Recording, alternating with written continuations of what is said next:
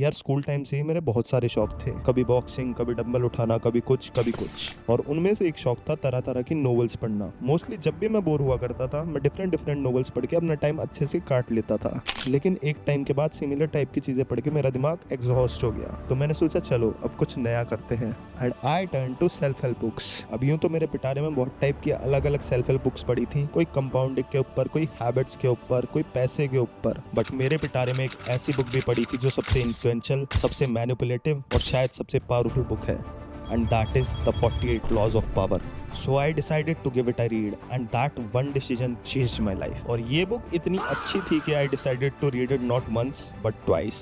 और जितना मैं इसकी गहराइयों में जाता रहा उतना ज़्यादा मुझे ये अच्छे से समझ आती रही। और 2 बार इतनी इन्फ्लुएंशियल बुक को पढ़ने के बाद I can't help बट मुझे इस बुक के 3 मेन लॉस तुम्हारे साथ शेयर करने ही होंगे। दोस्तों, ये है आज तक की हिस्ट्री में लिखी गई सबसे ज़्यादा इन्फ्लुएंशियल, सबसे ज़्यादा मैनिपुलेटिव और सबसे ज़्यादा पावरफुल किताब। और अगर आप इसकी बैक साइड पे देखो तो कुछ ऐसे वर्ड्स हैं जैसे मॉरल, कनिंग, रूथलेस। ये बहुत हार्ड हिटिंग वर्ड्स हैं। शायद ये बताते हैं कि इसके अंदर का कंटेंट कितना खतरनाक है एक रीडर के लिए। एंड इस किताब के 48 लॉस को 2 बारी पढ़ने के बाद ये हैं ऐसे 3 लॉस जो आपको पता ही होने चाहिए। एंड ट्रस्ट मी, आप चाहे पूरी किताब पढ़ो या ना पढ़ो, लेकिन ये 3 लॉस ऐसे हैं कि चाहे आप स्टूडेंट हो, कॉलेज जाते हो या जॉब करते हो, ये 3 लॉस आपकी लाइफ में अप्लाई होंगे ही होंगे। एंड ये लॉस आपको जेन्युइनली माइंड से पावरफुल बना सकते हैं। तो अगर आप इंटरेस्टेड हो तभी इस वीडियो को पूरी देखना। एंड मैं श्योर हूँ इस वीडियो को आपने सर्च नहीं किया था, ये किसी रीजन की वजह से आपकी फीड में आई है। एंड अगर आपने वीडियो यहाँ तक देखी है तो अपनी लाइफ बदलने के लिए वीडियो पूरी जरूर देखें। So out of the 3 strongest loss, सबसे पहला लॉ है लॉ 5, जो कहता है so much depends on reputation, guard it with your life. And चलो आप बताओ, आपके लिए आपकी रेपुटेशन क्या है? आपका नाम, विच इज योर पावर। खुद सोचो, किसी भी बड़े ब्रांड का नाम जैसे मर्सिडीज, एप्पल या टाटा, लोग ज़्यादा पैसे देते हैं सिर्फ नाम के लिए। क्यों?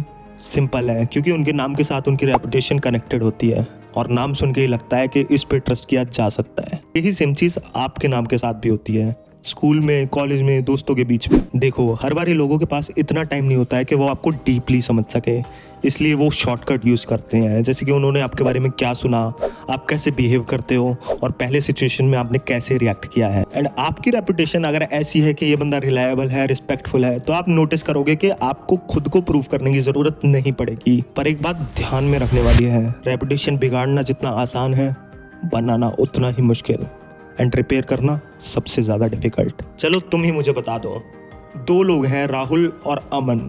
अब जो राहुल है वो हमेशा टाइम पे आता है, सारा काम करके देता है, सारा होमवर्क करता है। और दूसरी साइड अमन, ये कभी भी टाइम पे नहीं आता, ना इससे होमवर्क होता है और टीचर्स की डांट खाता है। अब एक सिचुएशन ऐसी आती है जिस दिन दोनों सेम टाइम पे लेट हो जाते हैं। अब आप मेरे को बताओ किसके ज़्यादा चांसेस हैं कि सेफ हो जाएगा? राहुल के, क्योंकि ऑब्वियसली उसकी रेपुटेशन अच्छी बनी हुई है। और दूसरी तरफ अमन की रेपुटेशन उसको अटैक करती है। और तुम भी प्रैक्टिकली इस लॉ को अपनी लाइफ में अप्लाई कर सकते हो। तुम्हें बस कंसिस्टेंट रहना है, तुम जो बोलते हो उसमें तुम्हें अपना 100% देना है और वो करना है। और अगर तुम्हें लगता है कि तुम किसी टास्क में फेल भी हो जाओगे तो वो भी तुम्हें ओपनली एक्सेप्ट करना है सबके सामने। अगर कोई तुम्हारी रेपुटेशन को अटैक करता भी है तो मेक श्योर तुम काम रहो, अपने फैक्ट्स के साथ क्लियर रहो, क्योंकि लोग इमोशनल रिएक्शन से ज़्यादा सेल्फ कंट्रोल को रिस्पेक्ट करते हैं। तुम्हारा बैकग्राउंड, मार्क्स, फैमिली, ये सारी चीज़ें तुम चेंज नहीं कर सकते, लेकिन तुम आज एक चीज़ डिसाइड कर सकते हो कि तुम्हारा नाम किस चीज़ के लिए फेमस होना चाहिए। And once you decide that, उसे ऐसे प्रोटेक्ट करो जैसे तुम्हारी लाइफ उस पर डिपेंड हो, क्योंकि रेपुटेशन ही डिसाइड करती है कि ये सारी दुनिया तुम्हें कैसे देखती है, और नेक्स्ट लॉ डिसाइड करता है कि तुम खुद को कैसे देखते हो। और वो है लॉ 25 ऑफ द बुक, जो कहता है रिक्रिएट योरसेल्फ। अक्सर बचपन से ही हम पे सोसाइटी की तरफ से लेबल चिपक जाते हैं, तू तो बहुत शाय है, तू एवरेज है, तू पढ़ाई में बहुत वीक है, और धीरे धीरे ये लेबल्स ही हमारी सच्चाई बन जाते हैं। And that's where law 25 comes in. And ये लॉ कहता है कि इन लेबल्स को फाड़ दो। तुम कोई फिक्स्ड कैरेक्टर नहीं हो, तुम खुद अपनी स्टोरी के राइटर हो। और तुम्हें भी पता है तुम बस एक्टिंग ही करते हो। पेरेंट्स के सामने अलग वर्जन, दोस्तों के सामने अलग, सोशल मीडिया पे अलग। रोल्स तो वैसे भी तुम प्ले कर ही रहे हो, बस तुम कॉन्शियसली अवेयर नहीं हो। और ये लॉ कहता है कि तुम कॉन्शियसली डिसाइड करो तुम कौन सा कैरेक्टर बनना चाहते हो, काम, कॉन्फिडेंट या डिसिप्लिन्ड। बहुत से लोगों की लाइफ तब टर्न होती है जब वो कॉन्शियसली अपनी आइडेंटिटी को चेंज करने का डिसीजन लेते हैं। कोई स्मॉल टाउन से निकलकर अच्छी जॉब पा लेता है, कोई एवरेज स्टूडेंट कोडर बन जाता है, कोई शाय बंदा स्टेज पर बोलने लगता है और इन सब में सबसे पहले चेंज होती है उनकी सेल्फ इमेज। वो खुद को एवरेज बोलना बंद करके फ्यूचर सेल्फ के हिसाब से एक्ट करना शुरू कर देते हैं एंड रिजल्ट्स बाद में आते हैं, आइडेंटिटी पहले चेंज होती है। इस लॉ को अपनी लाइफ में अप्लाई करने के लिए आपको अपनी फ्यूचर आइडेंटिटी विजुअलाइज करनी है। खुद से एक बार पूछ के देखो, आज से 3 साल बाद तुम कैसा इंसान बनना चाहते हो। उसके बाद अपने विजुअल बिहेवियर चेंज करो, टाइम कैसे यूज़ करते हो, तुम्हारी हैबिट्स, तुम्हारे डिसीजंस, ये सारी चीज़ें तुम्हारी नई आइडेंटिटी से मैच होनी चाहिए। लास्टली और वेरी इंपॉर्टेंट, रेजिस्टेंस और क्रिटिसिज्म के लिए रेडी रहो।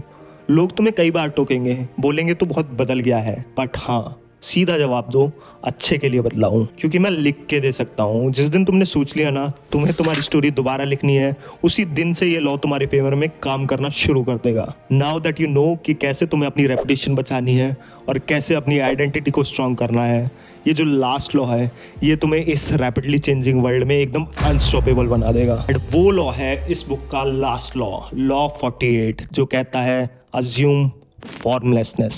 इसे मैं हिंदी में ट्रांसलेट करूं तो इसका मतलब होगा पानी की तरह बनो। आज के टाइम पे लाइफ इतनी तेजी से चेंज हो रही है, एआई भी सिग्निफिकेंटली ग्रो कर रहा है और टेक्नोलॉजी भी बढ़ती ही जा रही है।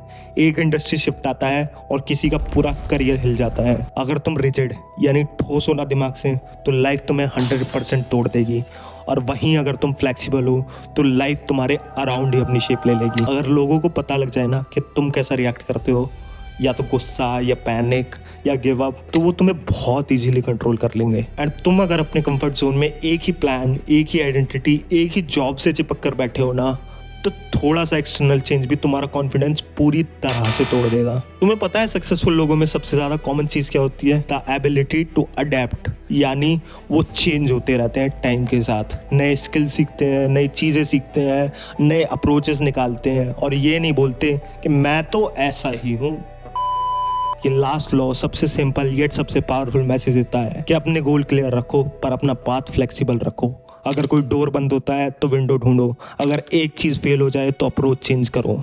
एंड लास्टली, इस लॉ को अपनी लाइफ में प्रैक्टिकली अप्लाई करने के लिए स्किल स्टैकिंग करो। स्किल स्टैकिंग से मेरा मतलब है कि आप किसी एक स्किल पे डिपेंडेंट ना रहो, धीरे धीरे नए स्किल्स ऐड करते रहो। Networking, content creation, marketing, communication, जो भी आपके फील्ड से रिलेवेंट हो। एंड सेकेंडली, अपने अंदर इमोशनल फ्लेक्सिबिलिटी लाओ। जब भी कुछ गलत हो ना, वाई मी से स्विच करके व्हाट नाउ पूछो। एंड ट्रस्ट मी, ये छोटा सा शिफ्ट तुम्हें विक्टिम से प्लेयर बना देगा। And lastly, I am begging you to do this, थोड़ा सा अनप्रेडिक्टेबल रहो। सबको अपने सारे प्लान्स, सारे इमोशंस मत दिखाओ। जब लोग आपको 100% रीड नहीं कर पाते तो वो आपको इजीली मैनिपुलेट भी नहीं कर पाते। याद रखना, पानी सिर्फ देखने में और छूने में सॉफ्ट लगता है, बट अगर प्रेशर बने तो वो पत्थर को भी काट सकता है। जो लोग अडेप्टेबल होते हैं उनके सिग्निफिकेंटली हायर चांसेस होते हैं सक्सेसफुल होने के। इस खतरनाक बुक को 2 बार पढ़ के मैंने रियलाइज़ किया कि पावर का मतलब दूसरों की लाइफ को कंट्रोल करना नहीं है। पावर का मतलब अपनी लाइफ को कॉन्शियसली डिजाइन करना है। एंड ये 3 लॉस तुमको एग्जैक्टली वही सिखाएंगे। अगर ये वीडियो आपने यहाँ तक देख लिया तो मेरे भाई, ये एक यूनिवर्स का साइन है। मेक श्योर आप एक लाइक करके जाओ, क्योंकि इस वीडियो को बनाने के पीछे बहुत रिसर्च लगी है और फ्यूचर में भी मैं ऐसी ही वीडियोस बनाता रहूंगा। So do consider subscribing. ये पूरी दुनिया पड़ी है तुम्हें डिस्ट्रैक्ट करने के लिए, हर तरफ डोपामीन, हर तरफ एंटरटेनमेंट। एक गाइडिंग लाइट भी तो होनी चाहिए जिसे देख के तुम खुद पे रिफ्लेक्ट कर सको।